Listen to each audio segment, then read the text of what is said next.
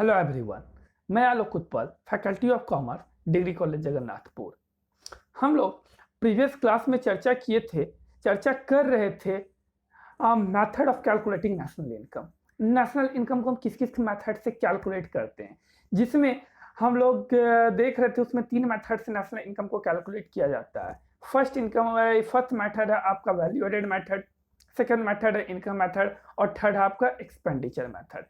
इस 3 मेथड में हम लोग वैल्यू एडेड मेथड के बारे में प्रीवियस क्लास में चर्चा कर लिए थे कि क्या होता है, कैसे कैलकुलेट करते हैं वैल्यू एडेड मेथड से नेशनल इनकम में। आज चर्चा करेंगे कि इनकम मेथड और एक्सपेंडिचर मेथड से नेशनल इनकम को कैसे कैलकुलेट किया जाता है। ठीक है, तो आइए स्टार्ट करते हैं। इसका डिटेल्स में देखते हैं कि कैसे इनकम मेथड से नेशनल इनकम को कैलकुलेट करते हैं। जब इनकम की बात आती है तो कहते हैं कि इनकम मतलब क्या, जो भी इनकम हो रही है, मतलब आपकी इंडिविजुअल इनकम है तो आपकी पर्सनल लेवल पे इनकम। जब ये पूरे नेशन की बात आ जाती है तो नेशनल लेवल पे जो भी इनकम होता है उस बेसिस पे जब हम इनकम नेशनल इनकम को कैलकुलेट करते हैं इनकम बेसिस पे, तो उसका बोला जाता है national income by income method. ठीक है, तो इनकम मेथड में देखा जाता है कि इनकम जनरेट कहाँ से होता है। ठीक है, कहाँ से इनकम को ये जनरेट होता है, तो इसमें हम लोग देखते हैं कि इनकम जो जनरेट होता है वो है फैक्टर ऑफ प्रोडक्शन से। मतलब कि नेशनल प्रोडक्ट को प्रोड्यूस करने में जो भी फैक्टर ऑफ प्रोडक्शन से जो भी इनकम अर्न हो रहे हैं, जो भी इनकम जनरेट हो रहे हैं, उससे क्या होता है, मेरा नेशनल इनकम कैलकुलेट होता है। तो हम लोग पहले भी पढ़ चुके हैं, ट्रेडिशनली जो होता है उसमें फैक्टर ऑफ इनकम को 4 कैटेगरीज में क्लासिफाइड किया गया है, जिसमें हम लोग पहले भी पढ़ते आ चुके हैं, पढ़ते भी आ रहे हैं कि फैक्टर ऑफ प्रोडक्शन क्या क्या होता है। जिसमें हम लोग ने जाना है कि 4 फैक्टर ऑफ प्रोडक्शन होते हैं, land, labour, capital and entrepreneur. और इस पे जो पेमेंट मिलते हैं वो क्या कहलाते हैं, फैक्टर पेमेंट कहलाते हैं। मतलब इस पे जो इनकम मिलते हैं वो फैक्टर इनकम कहलाते हैं। ठीक है, तब जैसे कि प्रोडक्शन, फैक्टर प्रोडक्शन, लैंड से क्या मिलता है, कि लैंड से क्या इनकम जनरेट होता है, तो लैंड से वेजेज जो मिलता है। लेबर से क्या मिलता है, तो लेबर को क्या पेमेंट किया जाता है, तो उसको वेजेज। तो वेजेज को मतलब कि हम एम्प्लॉय जितने भी काम करते हैं उसको कॉम्पनसेशन देते हैं, इसलिए वो बोला जाता है कि लेबर को कॉम्पनसेशन ऑफ एम्प्लॉय देते हैं। अब बात आती है आपको कैपिटल से क्या मिलता है, तो कैपिटल से यदि कोई इन्वेस्टर आते हैं तो उसको इंटरेस्ट दिया जाता है। यदि तो उसके बाद आपका ऑर्गेनाइजेशन है, एंटरप्रेन्योर है, तो उससे आप क्या प्रॉफिट अर्न करते हैं। तो ये टोटल 4 फैक्टर इनकम जो ट्रेडिशनली है। ये एंड अदर फैक्टर इनकम को भी जो मॉडर्न में ऐड किया गया है वो है कि आपका मिक्स्ड इनकम। मिक्स्ड इनकम क्या होता है, तो मिक्स्ड इनकम ये तो आ गई बात है जब आपका पार्टनर कोई कंपनी हो।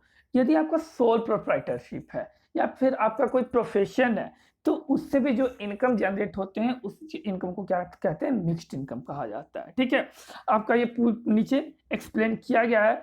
रेंट क्या होता है, मैंने पहले बताया, जो लैंड से जो यदि किसी एंटरप्रेन्योर के लिए, किसी भी के लिए हम यदि लैंड प्रोवाइड किए हैं, उससे जो रेंट अर्न होता है, उसके लिए जो रेंट मिलता है, मतलब लैंडलॉर्ड को जो लैंडलॉर्ड मान के चलिए टेनेंट को लैंड यूज करने के लिए उसके बदले वो रेंट लेता है, वो क्या हो गया, लैंड से फैक्टर इनकम अर्न हो गया।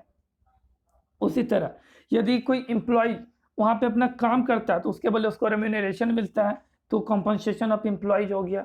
तो कॉम्पनसेशन ऑफ एम्प्लॉयज को भी 2 पार्ट में डिवाइड किया गया है। एक होता है wages and salary and security, social securities contribution. मतलब कि वेजेज एंड सैलरी जो आपकी मिलती है, लेबर है या पर डे पे आपको वेजेज मिलती है या फिर सैलरी मिलती है मंथली बेसिस पे, उसमें आपको बहुत सारे अलाउंसेस होते हैं, कन्वीनियंस अलाउंसेस होते हैं, बोनसेस होते हैं, कमीशन होते हैं, रेंट फ्री एकोमोडेशन, बहुत सारे आपको बेनिफिट्स मिलती है जो वेज एंड सैलरी के रूप में मिलते हैं। उसी तरह सोशल सिक्योरिटी कंट्रीब्यूशन में आप प्रोविडेंट फंड में पैसा डालते हैं, इंश्योरेंस में पैसा डालते हैं, पेंशन स्कीम में पैसा डालते हैं। तो इस तरह से क्या आपका सोशल सिक्योरिटी कंट्रीब्यूशन, ये टोटल क्या हो जाता है, कॉम्पनसेशन ऑफ एम्प्लॉयज को होता है ये। उसके बाद आता है इंटरेस्ट।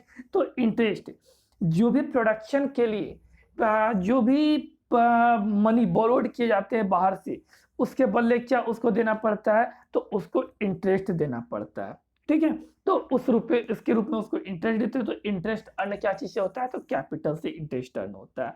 उसी तरह प्रॉफिट, तो मान के चलिए यदि कोई ये प्रोडक्शन यूनिट काम कर रहा है, उसका जो ऑनर है वो अपनी एबिलिटी लगा रहा है उसमें, तो उसके बदले वो क्या लेता है, प्रॉफिट अर्न करता है। तो हमको एंटरप्रेन्योर और ऑर्गेनाइजेशन से क्या मिलता है, तो प्रॉफिट मिलता है।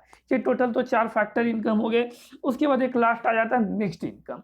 मिक्स्ड इनकम मैंने अभी बताया था कि जो भी जैसे कि सोल प्रोप्राइटरशिप हो या अदर प्रोफेशन हो, जैसे कि मेडिकल या लीगल प्रैक्टिसेस, इस प्रोफेशन में ऑनर जो होते हैं उसमें एक तरह से एंटरप्रेन्योर का रोल होता है उसमें। उनमें से उनको बहुत सारे काम करने पड़ते हैं। फाइनेंसर का रोल होता है, वर्कर्स, लैंडलॉर्ड सब एक वही काम करते हैं उसके लिए। तो उसके बोले जो टोटल इनकम अर्न करते हैं, उस इनकम को क्या बोला जाता है, मिक्स्ड इनकम बोला जाता है। मान के चलिए वो खुद वहाँ पे काम कर रहे हैं, तो वेजेज नहीं देना पड़ा तो खुद वेजेज भी ले रहे हैं। उनकी खुद की प्रॉपर्टी है तो उनको रेंट नहीं देना पड़ा तो खुद के लिए रेंट ले रहे हैं। इंटरेस्ट ऑन मनी, मान के लिए खुद इन्वेस्ट किए हैं तो उनके लिए खुद का इंटरेस्ट हो रहा है। तो ये सब क्या है, जब सोल प्रोप्राइटर्स की बात आती है, प्रोफेशन की बात आती है, तो इसमें फिर हम मिक्स्ड इनकम की बात करते हैं इसमें। तो national income is equal to क्या हो जाएगा आपका, rent plus wages plus interest plus profit plus mixed income. अब इस कैलकुलेट कैसे कहते हैं, इसकी स्टेप क्या है कैलकुलेट करने का। तो सबसे पहली बात, मैंने वैल्यू एडेड मेथड में भी चर्चा किया था कि पहले जो भी प्रोडक्शन यूनिट होंगे उनको 3 मेजर कैटेगरी में हम लोग क्लासिफाई करते हैं। प्राइमरी सेक्टर, सेकेंडरी सेक्टर और टेरिटरी सेक्टर, ये 3 सेक्टर में हम लोग क्लासिफाई करते हैं। उसके बाद सेकंड स्टेप में आते हैं, तो मेरा net value added at factor cost at each sector, मतलब हर एक सेक्टर से उसका net value added at factor cost calculate किया जाता है, ठीक है? तो ये कैसे कैलकुलेट होगा, जो भी फैक्टर पेमेंट होंगे, जो भी सेक्टर से जो भी फैक्टर पेमेंट दिए जा रहे हैं, वही क्या कहलाते हैं, net value added at factor cost.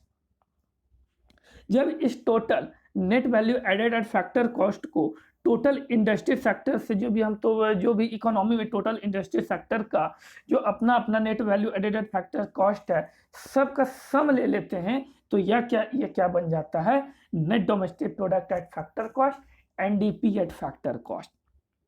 वही यहाँ पे है आपका कि यही चीज आपको यहाँ पे दिया हुआ है कि summation of net value added factor cost is equal to net domestic product at factor cost. उसी तरह अब मेरा एनडीए, एनडीपी एट एफसी, अब हमको सिर्फ नेशनल इनकम मेरा क्या होता है, एनएनपी एट एफसी। मेरा सिर्फ करना क्या है, बाकी तो सब कुछ सेम है, सिर्फ बीच में हमको डोमेस्टिक से नेशनल चेंज करना है। मैंने बहुत पहले जब मैंने जीडीपी और जीएनपी का कॉन्सेप्ट के बारे में चर्चा कर रहा था, उसमें बताया था कि डोमेस्टिक से जब हमको नेशनल में जाना होता है तो उसमें हम एनएफआईए को ऐड कर देते हैं। एनएफआईए क्या होता है, मैंने प्रीवियस क्लास में बता चुका है, तो मैं बार बार इसकी बताने की जरूरत नहीं है। तो एनडीपी एट एफसी में जब एनएफआईए को ऐड कर दिए तो वो क्या बन गया, national income, net national product at factor cost. ये था टोटल मेरा स्टेप। क्या क्या स्टेप फिर से एक बार देख लीजिए। फर्स्ट स्टेप क्या, तो फर्स्ट स्टेप है आपका, पहले हम 3 सेक्टर में, जो भी 3 सेक्टर है उसको क्लासिफाई कर दिए प्रोडक्शन यूनिट को, प्राइमरी सेक्टर, सेकेंडरी सेक्टर और टेरिटरी सेक्टर। उसके बाद हर एक सेक्टर से हम क्या किए, net value added at factor cost को कैलकुलेट किए, ठीक है? कैसे कैलकुलेट करेंगे, तो जो भी फैक्टर पेमेंट होगा टोटल को सम अप करेंगे, हर एक सेक्टर का अपना अपना, तो वो क्या कैलकुलेट हो जाएगा, मेरा net value added at factor cost, net value added at factor cost. जब उस तो हर एक सेक्टर का, इस सेक्टर का इंडस्ट्री, जो भी इंडस्ट्रियल सेक्टर है, जो भी इकोनॉमी में प्रत्येक इंडस्ट्रियल सेक्टर का जब हम टोटल सबका नेट वैल्यू एडेड फैक्टर को सम ले लेते हैं, सम कर देते हैं, तो वो क्या बन जाता है, net domestic product at factor cost, NDP at factor cost, ठीक है? मतलब कि summation of NV at FC is equal to क्या हो जाता है, एनडीपी एट एफसी। अब फिर नेक्स्ट स्टेप में क्या आते हैं, उस एनडीपी एट एफसी में नेशनल इनकम कैलकुलेट करने के लिए एनएफआईए को हम ऐड कर देते हैं, तो क्या बन जाता है मेरा net national product at factor cost, जो कि होता है NDP at FC plus NFIA is equal to national income NNP at FC. ठीक है? ये था कैलकुलेट नेशनल इनकम कैलकुलेट करने का इनकम मेथड से ये स्टेप थे। उसके बाद क्या-क्या प्रिकॉशन लेना चाहिए, क्या-क्या हमको इसमें लेना चाहिए, किस-किस इनकम को ऐड करना चाहिए, उस चीज़ की क्या इनकम ऐड करना है, कौन-सा इनकम नहीं ऐड करना है, तो ये प्रिकॉशन में दिया हुआ है आपका। तो सबसे पहले जो भी आपका इम्प्यूटेड वैल्यू फैक्टर सर्विसेज जो कि ऑनर के द्वारा जो रेंडर किया गया प्रोडक्शन यूनिट में, जैसे कि आप मान के चलिए आपका खुद का प्रोडक्शन है आपका, तो आप उससे क्या प्रोडक्शन यूनिट से आप खुद अपना सेविंग कर रहे हैं, आप उसमें अपना आप खुद इन्वेस्ट किए तो आप खुद उसका इंटरेस्ट भी लेंगे। तो जो ये पता नहीं चलता है क्योंकि हम खुद तो नहीं लेते हैं, लेकिन ये क्या एक तरह से ये देखा जाता है, एक तरह से इसको बोला जाता है ना इम्प्लिसिट कॉस्ट। हम लोग पढ़े थे कभी इकोनॉमिक्स में, याद कीजिएगा, नहीं पढ़े तो एक होता है माइक्रो इकोनॉमिक्स में इम्प्लिसिट कॉस्ट, मतलब कि खुद का किया हुआ कॉस्ट जो आपको जिसको हम देख नहीं सकते हैं, लेकिन वो क्या कॉस्ट वहाँ पे जनरेट होता है। उसी तरह ये क्या इम्प्यूटेड इनकम है, ये फैक्टर इनकम है जी, इंटरेस्ट जैसे खुद का क्या खुद का आप खुद पे वहाँ पे इन्वेस्ट किए हैं, आप वहाँ पे आपका खुद का तो प्रोडक्शन यूनिट है, आप खुद इन पे वहाँ पे इन्वेस्ट किए हैं, लेकिन क्या आप वहाँ पे इंटरेस्ट वहाँ से अर्न नहीं करते हैं। लेकिन यही यदि वहाँ पे कोई दूसरा कहीं से यदि आता है इन्वेस्टर, तो आप उसको इंटरेस्ट देते हैं। उसी तरह ये एक तरह से माना जाता है कि ये भी आपके लिए क्या इनकम है। इस तरह की इनकम को हम क्या कहते हैं, इम्प्यूटेड वैल्यू फैक्टर सर्विसेज। तो ये क्या होता है, इन फैक्टर इनकम में ऐड होता है और इसको हम नेशनल इनकम में इस तरह की इनकम को हम ऐड करते हैं। देखिए, ट्रांसफर पेमेंट को अवॉइड कर दिया जाता है। ट्रांसफर पेमेंट में जैसे आपको कहीं से गिफ्ट मिला, डोनेशन मिला, कहीं से टैक्सेस से मिला, ये सब हम इनकम को क्या करते हैं, अवॉइड कर देते हैं नेशनल इनकम को कैलकुलेट करने में। या फिर एक्सक्लूडिंग क्या है, the gains that arise from sale of मतलब कि पहले से आपके पास जो गुड्स परचेज किया हुआ है उसको फिर से सेल किए, तो क्या उससे जो इनकम जनरेट हुआ उसको इंक्लूड नहीं करते हैं हम क्या नेशनल इनकम में।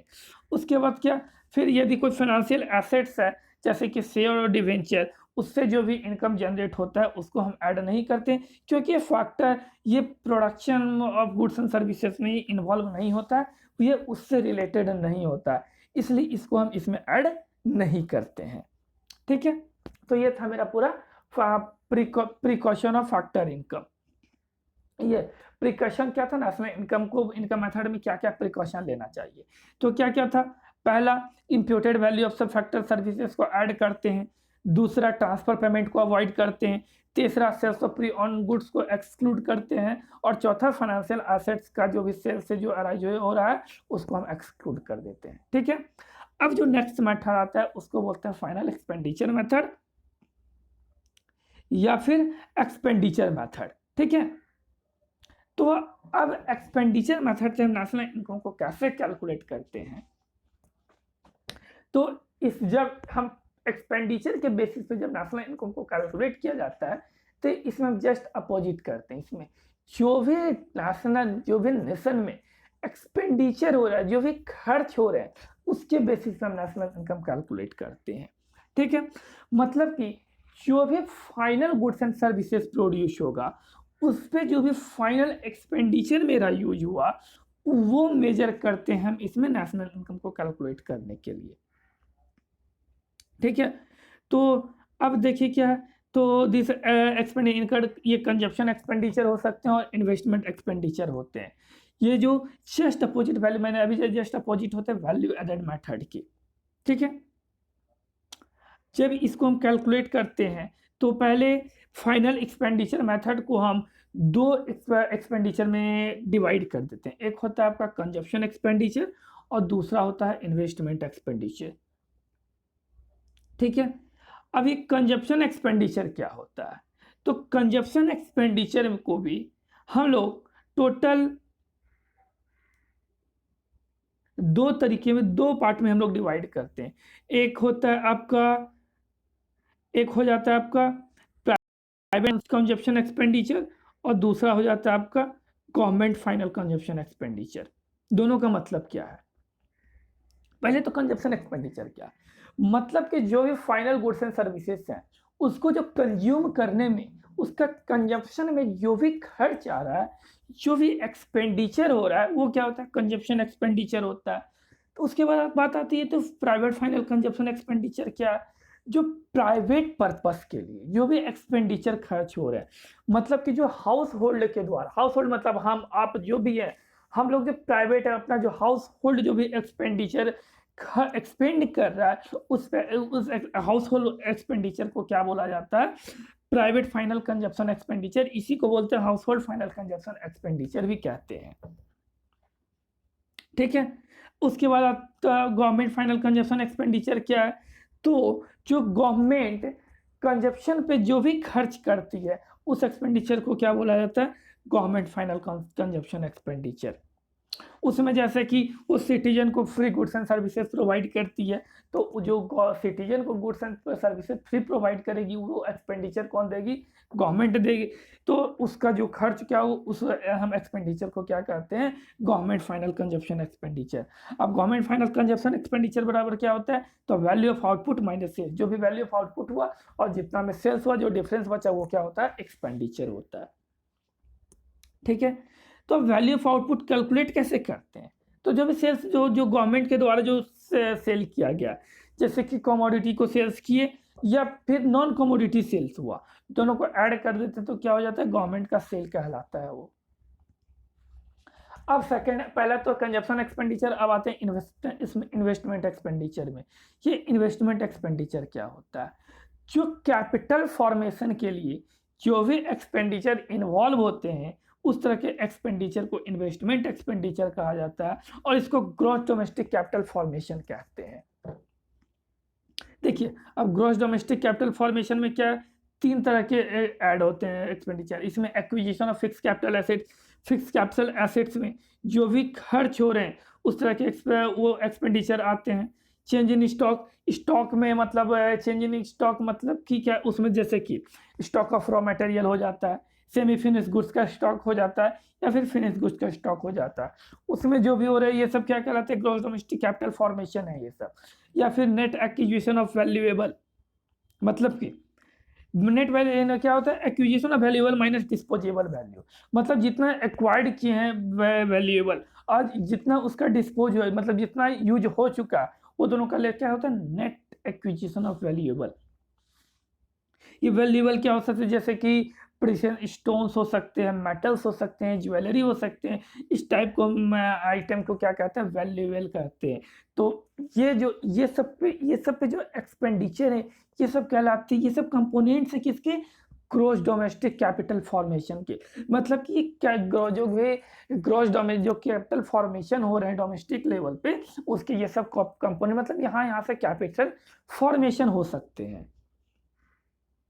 अब आते हैं कि एक्सपेंडिचर मेथड से हम क्या स्टेप है कैलकुलेट करने का। तो सबसे पहला स्टेप तो वही है कि हम तीन सेक्टर में डिवाइड करते हैं: primary sector, secondary sector and tertiary sector.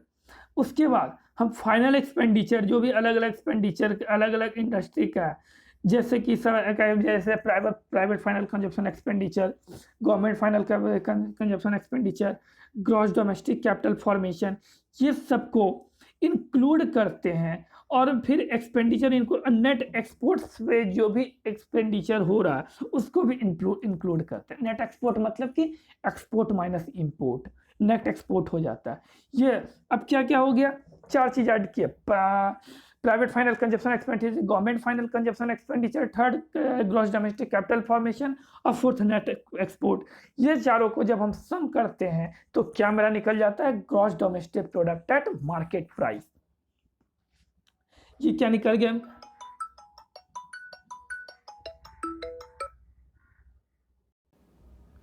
ये क्या कहलाते हैं?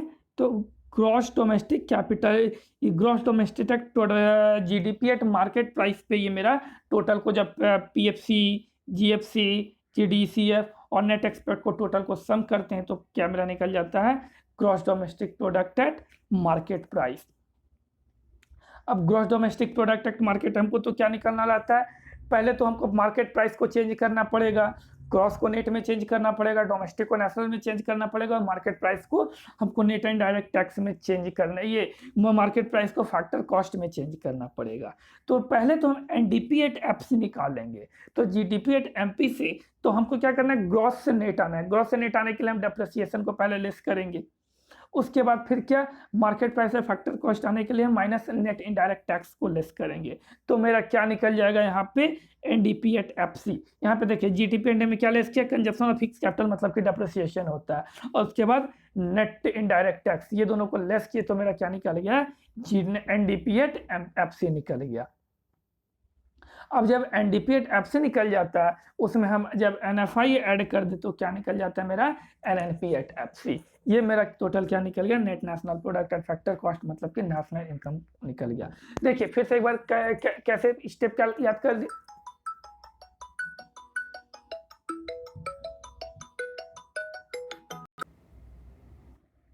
हाँ, तो ये देखिए एनडीपी एट एफसी क्या है, एनएफआई एनएनपी। अब ये क्या हो गया, एनडीपी एट एफसी में जब हम एनएफआई ऐड कर दिए तो एनएनपी एट एफसी निकल गया। अब देखिए टोटल एक बार फिर से हम कर लेते क्या क्या स्टेप है। पहले क्या, हम 3 सेक्टर में डिवाइड कर लिए, primary sector, secondary sector and territory sector. उसके बाद जब तो हर एक सेक्टर का हम क्या करते हैं, एक्सपेंडिचर हम कैलकुलेट करते हैं। उसमें प्राइवेट फाइनल कंजप्शन एक्सपेंडिचर होता है, गवर्नमेंट फाइनल कंजप्शन एक्सपेंडिचर होता है, ग्रॉस डोमेस्टिक कैपिटल फॉर्मेशन होता है, और नेट एक्सपोर्ट होता है। ये टोटल को ऐड कर देते हो तो सेकंड ये क्या हो जाता है मेरा, पहले तो ये सबको एस्टिमेट करते हैं, ठीक है। जब ये टोटल एस्टिमेट हो जाता है तो ये चारों जो एक्सपेंडिचर है इसको ऐड कर देते हैं, तो क्या मेरा निकल जाता है, gross domestic product at market price. जब ये gross domestic product at market price निकल जाता है, फिर हम कैलकुलेट करते हैं NDP at FC, net domestic product at market price. Net domestic product at market price हम कैलकुलेट करने के लिए उसमें से हम डेप्रिसिएशन जीडीपी एट एमपी मतलब कि जो मेरा पहले कैलकुलेट हुआ gross domestic product at market price, उसमें से हम डेप्रिसिएशन और नेट इनडायरेक्ट टैक्स लेस कर देते हैं, तो मेरा क्या निकल जाता है, एनडीपी एट एफसी। जब एनडीपी एट एफसी में फिर हम नेक्स्ट स्टेप में एनएफआई ऐड कर देते हैं तो मेरा क्या निकल जाता है, net national product at factor cost मतलब कि मेरा नेशनल इनकम कैलकुलेट हो जाता है, ठीक है। अब इसको कैलकुलेट करने में क्या क्या प्रिकॉशन लेना है, मतलब कि किस किस एक्सपेंडिचर को इंक्लूड करना है, किस किस को अवॉइड करना है, तो देखते हैं क्या क्या प्रिकॉशंस हैं इसके। तो सबसे पहला है कि जो भी इंटरमीडिएट एक्सपेंडिचर है, हम नाम ही इसका फाइनल एक्सपेंडिचर मेथड, मतलब कि बस फाइनल एक्सपेंडिचर को लेना है। जो भी इंटरमीडिएट कंजप्शन पे जो भी मेरा इंटरमीडिएट प्रोडक्शन या कंजप्शन पे जो भी मेरा इंटरमीडिएट एक्सपेंडिचर मेरा हो रहा है उसको हमें इंक्लूड नहीं करते हैं, क्योंकि फाइनल एक्सपेंडिचर में मेरा वो ऑलरेडी इंक्लूड होता है इंटरमीडिएट एक्सपेंडिचर। सेकंड क्या इंक्लूड क्या करते हैं, इंप्यूटेड एक्सपेंडिचर, जैसे कि producing goods for self consumption. यदि हमको सेल्फ कंजप्शन के लिए गुड्स प्रोड्यूस कर रहे हैं, ठीक है, तो उसमें भी तो ये क्या हो गया मेरा, ये फाइनल कंजप्शन है ना। तो फाइनल कंजप्शन ये भी इसको इस टाइप के एक्सपेंडिचर को बोला जाता है इंप्यूटेड एक्सपेंडिचर। इसलिए जब भी कोई सेल्फ कंजप्शन के लिए जब भी गुड्स प्रोड्यूस करते हैं, जो उसके लिए जो भी एक्सपेंडिचर इनकर्ड होते हैं उसको इंक्लूड किया जाता है। या तो फिर कोई ट्रांसफर पेमेंट होते हैं तो एक्सक्लूड कर देते हैं, जैसे कि ट्रांसफर पेमेंट में हम कोई गिफ्ट दे दिए, डोनेशन दे दिए, इस तरह के कोई भी एक्सपेंडिचर हो गया तो उसको एक्सक्लूड करते हैं।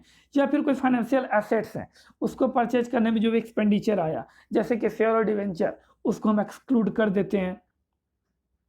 और नेक्स्ट फिर यदि कोई प्री ऑन्ड गुड्स है उसको उस पर यदि कोई परचेज करने में एक्सपेंडिचर आया तो उसको क्या कर देते हैं, एक्सक्लूड कर देते हैं।